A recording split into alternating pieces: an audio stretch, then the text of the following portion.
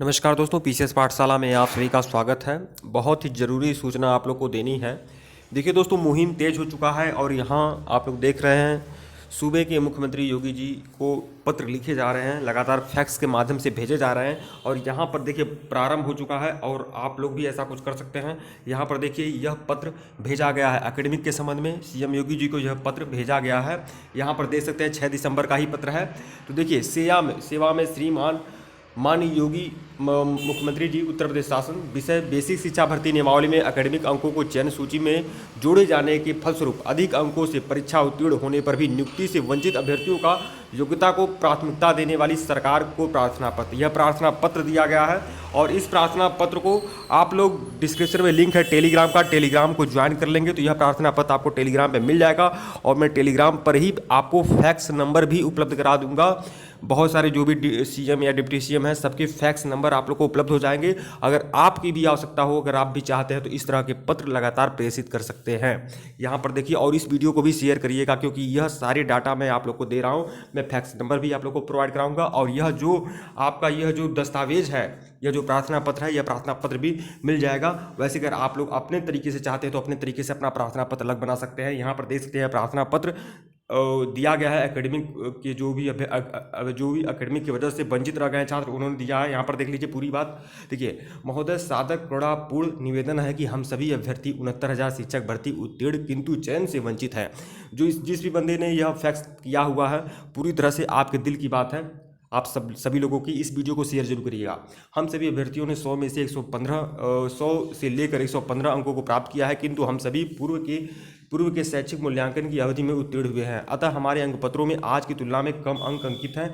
आपने बीएड अभ्यर्थियों को शिक्षक भर्ती का उपहार दिया है जिसके लिए हम सभी सदा आपके आभारी रहेंगे, किंतु आपको अवगत कराना चाहते हैं कि आप के इस उपकार के लाभ से हम सभी पुराने छात्र वंचित हैं, क्योंकि हमने परीक्षा में अधिक अंक अर्जित तो किए हैं किंतु अचयनित हैं और इस कारण 69,000 शिक्षक भर्ती में लगभग 80% बीएड अभ्यर्थी बाहर हो गए हैं और कुल उत्तीर्ण 97,338 में से लगभग 20,000 का ही चयन हो पाया है। मुझे लग रहा है 20,000 से भी कम है और पता नहीं कैसे भाई साहब ने कहा 20,000 है। इस कारण हम सभी आपसे न्याय की आशा रखते हैं और चाहते हैं कि वर्तमान प्रक्रिया की स्थितियों से परे आगामी भर्ती में चयन का मानक परीक्षा ही रखा जाए। आपको ज्ञात होगा कि अध्यापक बनने के लिए टेट एवं सुपर टेट सहायक अध्यापक भर्ती परीक्षा शासन द्वारा आयोजित की जाती है। इन दोनों परीक्षाओं को उत्तीर्ण करने के बाद चयन सूची निर्मित होती है। यदि आप चाहें, देखिए यहाँ पर भविष्य की परीक्षा की बात की गई है तो आप लोग समझ सकते हैं अभी कुछ ही दिन बाद यहाँ पर एडेड स्कूल में भर्ती आने वाली है और पूरी तरह से उसमें भी श्योर है वही नियमावली अपनाया जाएगा। अगर उस ओवर नियमावली अपनाया जा रहा है तो बहुत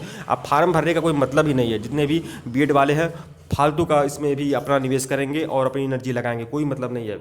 यहाँ पर देखिए, अध्यापक भर्ती परीक्षा शासन द्वारा आयोजित की जाती है। इन दोनों परीक्षाओं को उत्तीर्ण करने के बाद चयन सूची निर्मित होती है। यदि आप चाहें तो उक्त दोनों परीक्षाओं में प्राप्त अंकों के आधार पर चयन प्रक्रिया निर्धारित कर सकते हैं, अथवा जिस प्रकार विभिन्न, यही कह रहा है कि टेट और सुपर टेट के आधार पर आप निर्धारित कर लीजिए। जिस प्रकार विभिन्न विभागों में भर्तियां लिखित परीक्षा के आधार पर होती है उसी तरह सहायक अध्यापक भर्ती परीक्षा के आधार पर चयन करा सकिए, जिसे हम सभी 2013 से पूर्व में उत्तीर्ण अभ्यर्थियों की अहित न हो सके और आपके योग्यतम के चयन का विस्तार पूरा हो सके। अन्यथा की स्थिति में हम सभी आपसे विनती करते हैं कि पूर्व के उत्तीर्ण अभ्यर्थियों को शैक्षिक सत्र के अनुसार भारांक प्रदान किया जाए।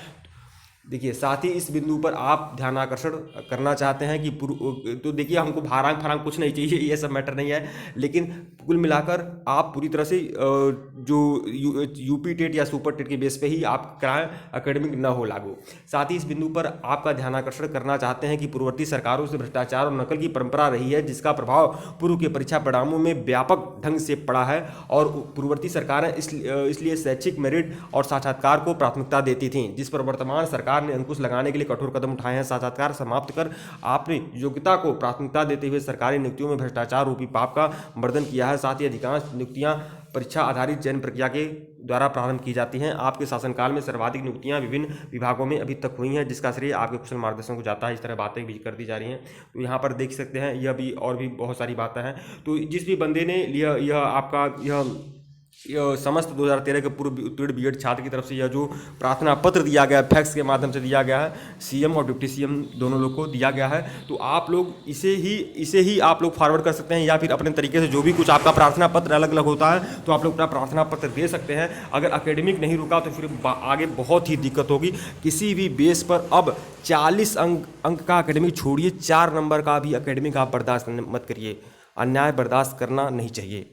तो यह बात आप जाना है। और डिस्क्रिप्शन में लिंक है टेलीग्राम का, टेलीग्राम को बिल्कुल ज्वाइन करिएगा। टेलीग्राम ज्वाइन कर लेंगे तो यह प्रार्थना पत्र आपको टेलीग्राम में मिलेगा। साथ ही साथ मैं आपको फैक्स नंबर भी टेलीग्राम पे उपलब्ध करा दूंगा। और साथ ही साथ इस वीडियो को शेयर करिए ताकि बाकी लोग जागरूक हो सकें। और बात 12 दिसंबर का दिन है और आज बहुत सारे अभ्यर्थी जो हैं ट्विटर अभियान भी चलाएंगे यूपीएससी नोटिफिकेशन के लिए।